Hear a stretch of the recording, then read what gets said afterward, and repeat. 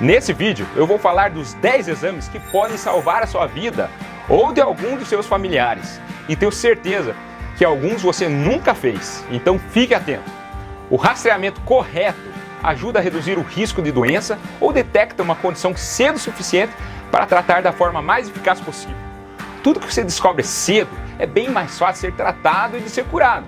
Se você descobre que tem uma placa instável no coração, você evita o infarto e até a cirurgia do coração e tratamentos mais caros. O mesmo vale para o câncer e para fazer screening, você não precisa estar sentindo nada e ninguém precisa te dizer que há algo errado com você. Eu vou detalhar exame por exame e qual o motivo de eu colocá-los nessa lista importante dos 10 exames que você deveria fazer. E olha, vou fazer um spoiler, tem muita coisa que você não sabe, muita coisa interessante que você vai aprender. Então assista até o final. E o exame número 1 é o exame que eu mais salvo vidas como cardiologista. Mas antes, já vá curtindo o vídeo.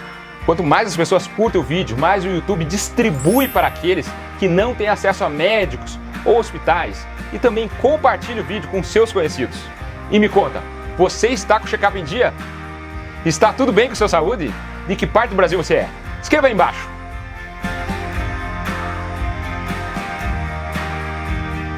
Vamos lá! Quais são os 10 exames que podem salvar a sua vida? Primeiro, temos que saber quais são as principais causas de morte no mundo e entender por que eu separei especificamente esses exames para você que é atento à saúde. A primeira causa de morte no mundo é a doença cardiovascular. E o mais interessante é que grande parte dessas mortes são evitáveis. Visto que alguns países do mundo, como Suécia, Canadá, mas também nossos vizinhos Argentina e Chile, o câncer conseguiu ultrapassar as doenças cardiovasculares. No Brasil ainda está longe disso acontecer. Quando olhamos para os casos de câncer de 2020, o mais comum foi mama, 2.200.000 casos, seguido por pulmão, cólon, reto e próstata. Mas quando olhamos para a mortalidade de câncer, o que mais mata é o câncer de pulmão, 1.800.000 mortes, seguido por cólon e reto, quase 1 milhão de mortes, fígado, estômago e mama. E outra coisa importante que temos que pensar, as mortes são mais genéticas, os genes que você carrega de seus pais são importantes ou mais ambiental, seus hábitos e estilo de vida? Sabemos que tem muito câncer que tem um componente genético claro, como câncer de mama, as mutações dos genes BRCA1 e 2, câncer de próstata, mas tem uma publicação antiga da New England que mexe um pouco com a nossa noção de genética. O estudo dinamarquês, com quase 1.000 famílias cujos filhos tinham sido adotados. Eles foram atrás dos pais biológicos versus pais adotivos. Qual tinha tido mais impacto? Será que era a genética dos pais biológicos ou o ambiente dos pais adotivos? Então eles estavam vendo o que aconteceu com os pais biológicos, com os pais adotivos e o que acontecia com os filhos. E para surpresa dos pesquisadores, viram que a genética dos pais biológicos que morriam de câncer antes dos 50 anos não tinha tanta influência no risco do filho de morrer de câncer. Porém, se o pai adotivo morria de câncer antes dos 50 anos, pai adotivo aumentava o risco de câncer do filho em 5 vezes. Isso demonstra que não é só genética, é estilo de vida, são hábitos, o que você come, o exercício que você pratica, o que você está exposto ao ambiente que tem mais toxinas. Tudo isso tem uma influência enorme, inativando genes, ligando outros genes. Naquela época, quando o estudo foi feito, não se conhecia muito sobre epigenética, que são os fatores externos que influenciam nossos genes. Sabemos que cerca de 1/3 das mortes por câncer são devido a cigarro, obesidade, sedentarismo, uso de álcool, baixo consumo de frutas e vegetais. E nesse mesmo estudo, os pesquisadores viram que a morte por causas cardiovasculares tinha sim um forte componente genético. Se o pai biológico morresse cedo de infarto ou derrame, o filho tinha 4,5 vezes mais risco de morrer de infarto ou derrame. Resumindo, não é só genética, o estilo de vida também é muito importante. Mas morte cardiovascular precoce de parentes de primeiro grau, pai, mãe, irmãos, especialmente eles, tem que ligar um sinal de alerta para aprofundar a investigação. Agora vamos para a parte mais importante do vídeo. Quais são os 10 exames que podem salvar sua vida? E lembrando que o exame número 1 é o exame que eu mais salvo vidas. 10º exame que pode salvar sua vida, a colonoscopia. Como eu falei, o câncer de cólon e reto é o segundo câncer que mais mata no mundo. Só perde para o câncer de pulmão. E a colonoscopia não apenas detecta o câncer, mas previne o câncer, porque pólipos pré-cancerígenos podem ser removidos durante o procedimento e a pessoa não precisa fazer uma cirurgia de grande porte, com toda a dor e risco envolvidos. E também o câncer coloretal é mais tratado quando detectado precocemente. Encontrando em seus primeiros estágios, o câncer de cólon é 90% curável. A colonoscopia é tão importante que em maio de 2021 a Força Tarefa Americana emitiu novas recomendações para que a triagem deva começar aos 45 anos. 45 anos! Nono exame que pode salvar sua vida, tomografia de tórax. O câncer de pulmão é a principal causa de morte por câncer no mundo. Ele tira mais vidas do que o câncer de mama, próstata e cólon juntos.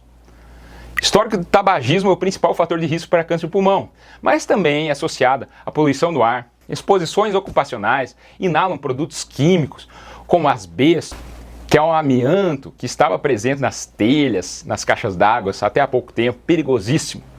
Também fatores genéticos, radiação e dieta. Por sorte, reduziu muito o número de fumantes no Brasil. Hoje só a minoria.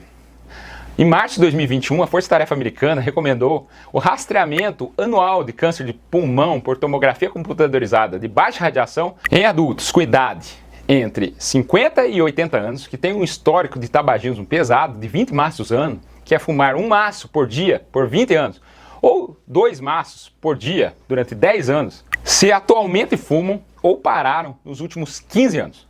Comparando, fazer raio-x de tórax anual versus tomografia de tórax anual, quem fez tomografia tem 20% menos risco de morrer de câncer de pulmão, se comparados com aqueles que fizeram apenas raio-x de tórax. E aqui abre um parênteses, que não é recomendada a tomografia de tórax para qualquer um ou para aqueles que não preenchem os critérios. Mas lembre-se, a melhor forma de prevenir o câncer de pulmão é parar de fumar. E também evite o fumo passivo, que também aumenta seu risco. O oitavo exame que pode salvar sua vida, mamografia. Eu não poderia deixar de incluir esse exame. Estou gravando Outubro Rosa. O câncer de mama é o câncer mais comum de todos. Eu sempre ouço os mesmos argumentos das minhas pacientes que não querem fazer mamografia. Ou não tem sintoma, não palpou nada no autoexame de mama, ou não tem histórico familiar, ou que a mamografia tem muita radiação. Deixa eu explicar. Mais de 75% das mulheres que têm câncer de mama não têm histórico familiar. A recomendação é que se você for mulher a partir dos 40 anos, você deve fazer mamografia todos os anos.